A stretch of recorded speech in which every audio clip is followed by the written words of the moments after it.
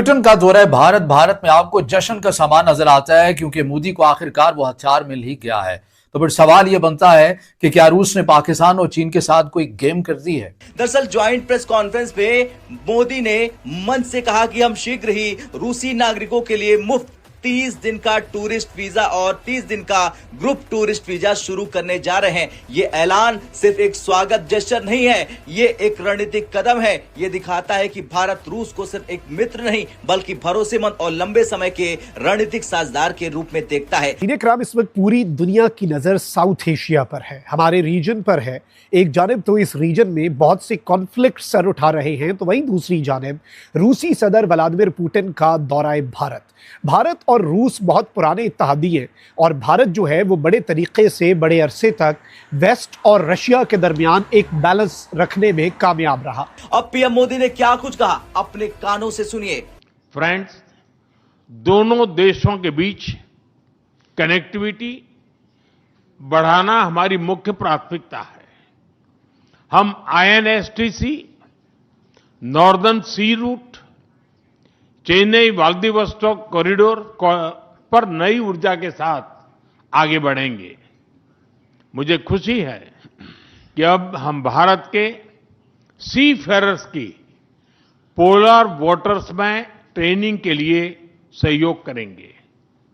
यह आर्कटिक में हमारे सहयोग को नई ताकत तो देगा ही, साथ ही इससे भारत के युवाओं के लिए रोजगार के नए अवसर बनेंगे।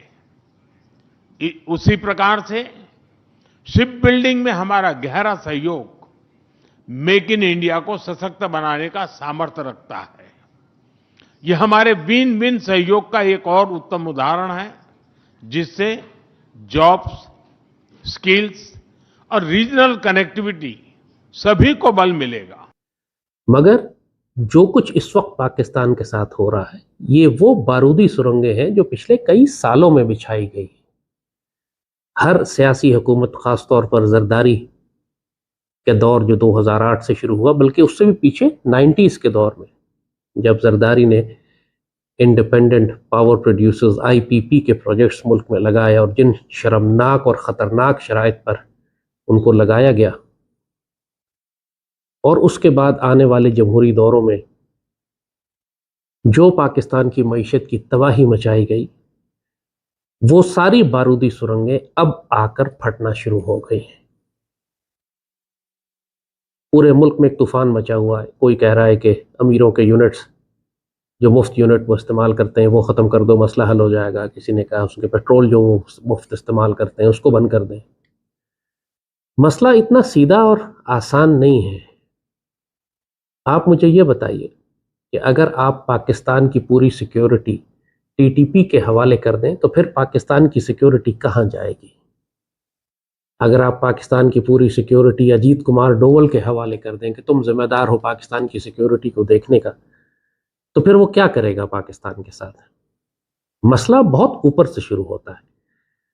आज हम कोशिश ये करेंगे कि पाकिस्तान के जो इस वक्त माशी मसाइल हैं, इनको ब्रेक डाउन कर दें मुख्तलिफ कंपोनेंट्स में।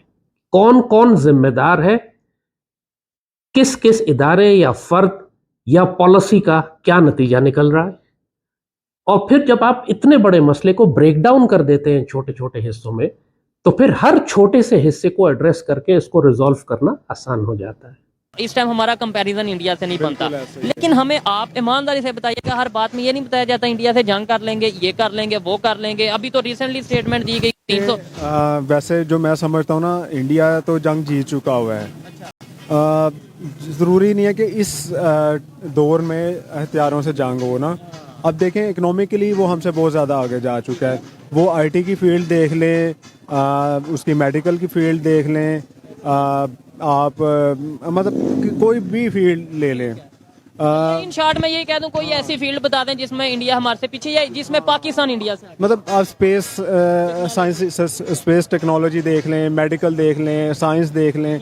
इवन हमारे यहाँ हम क्योंकि केमिकल से रिलेट करते हैं, तो हमारे इधर इतनी ज़्यादा इंपोर्ट इंडिया से होती है, अभी भी इंडिया से इंपोर्ट होती है। इन्होंने हालांकि ट्रेड बैन तो किया, वो इनडायरेक्टली दुबई या मलेशिया के थ्रू आ रहा है, मतलब हम लोग उनके ऊपर डिपेंड करते हैं यहाँ पे। यानी कि लड़ाई भी उनसे करनी है, दुश्मनी वाली स्टेटमेंट भी उनके अगेंस्ट देनी है, और जो सा बहुत सी चीजें जो अभी भी खासतौर पे कॉस्मेटिक की बात करें और इन्होंने जो केमिकल के हवाले से बात किया वो भी इनडायरेक्टली दुबई वाया दुबई वहां से इंपोर्ट हो रही है। यही अगर रिलेशन बेहतर कर लें, छोड़ दें ये नफरतों को, छोड़ दें जंग वाली बात। हाँ बिल्कुल ऐसे ही। आप देखें चाइना जो है वो किसी से इस तरह राइवल नहीं रखता, वो मतलब अपना कारोबार कर रहा है, अपने इकोनॉमिकली स्ट्रॉन्ग किया हुआ है उसने ना। जब फोकस है इकोनॉमी, हाँ जब अपनी आपकी इकोनॉमी ठीक होगी ना, तो आप अपनी आर्मी को और ज़्यादा स्ट्रॉन्ग कर सकते हैं। ज़्यादा पैसे होंगे तो आप ज़्यादा इंस्ट्रूमेंट्स या वेपन्स ले सकते हैं। तो मतलब ये इकोनॉमिकली इतने डिप्राइव हो चुके हुए हैं कि इंडिया से जंग, क्या वो जंग हो भी गई तो ये 2-4 दिनों बाद इनके पास असला ख़त्म हो जाएगा। तो मतलब ये मतलब जो भी है पावर्स जिसके हाथ में भी हैं, वो खुद मतलब ये चीज़ नहीं समझ पा रहे कि हमने किस तरह सोचना चाहिए। हाँ मतलब जज्बाती स्टेटमेंट दे देने से कुछ नहीं होता। और आज के दौर में बहुत से ऐसे लोग हैं, नौजवान हैं, मैं अपनी बात करता हूँ, या अगर इनके ऐसे लोगों की बात करें जो टेक्निकल चीजों को समझते हैं कि आप जज्बाती स्टेटमेंट, और ये जो आपने बोला ना कि 2 दिन हम ये देखें, कोई ये तो नहीं है कि इस मुल्क के साथ मुखलिस नहीं है, हम भी हैं, हम भी चाहते हैं कि ये मुल्क तरक्की करे, लेकिन ये बाय पावर नहीं कर सकता। आप इकोनॉमिक पावर बाय एजुकेशन कर सकते हैं, इकोनॉमी को बेहतर कर सकते हैं। अब जो भी जिनके हाथ भी पावर है, वो मतलब वो समझते हैं कि हमारा इन्फ्लुएंस रहेगा, हमारे हाथ में रहेगी, कंट्रोल हमारे हाथ में रहेगा। नमस्कार दोस्तों, जय हिंद। दोस्तों रूस और भारत के बीच में कई बड़े समझौते हुए हैं। उन्हीं में से एक समझौता ये भी हुआ है कि भारत अब रूस के लोगों को फ्री वीज़ा एंट्री देगा। दोस्तों ये इसलिए किया गया है ताकि रूस के लोग भारत में आकर भारत की टूरिज्म को और बढ़ाए और यहाँ पर रेवेन्यू जनरेट हो। दोस्तों जैसे ही ये खबर सामने आई, रूस के लोगों ने भारत को धन्यवाद कहा। अब इस बात को लेकर पाकिस्तानी मीडिया चीख रहा है। उनका कहना है कि जहाँ एक तरफ रूस पर कड़ी प्रतिबंध लगा रहे हैं कई देश और उनके वीजे पाबंदियों को सख्त किया जा रहा है, वहीं दूसरी तरफ भारत उनके लिए अपने घर खोल रहा है और उनको फ्री वीज़ा एंट्री दे रहा है।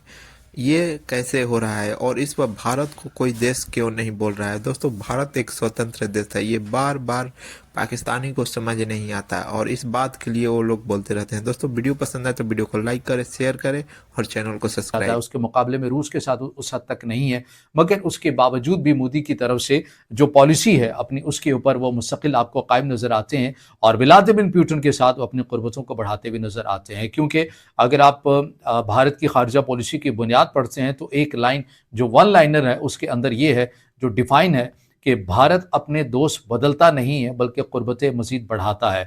और कुछ माहिरीन यही कह रहे हैं कि इसी पॉलिसी की बुनियाद की वजह से मोदी जो है वो बड़ा पुरतबाक इस्तकबाल भी किया गया व्लादिमीर पुतिन का और उनके साथ मज़ीद कुर्बतें भी बढ़ा रहे हैं। लेकिन इसके कुछ और भी बुनियादी मुहर्रिकात वजूहात हैं, वो चीज़ें भी हमने आपके सामने रखनी है।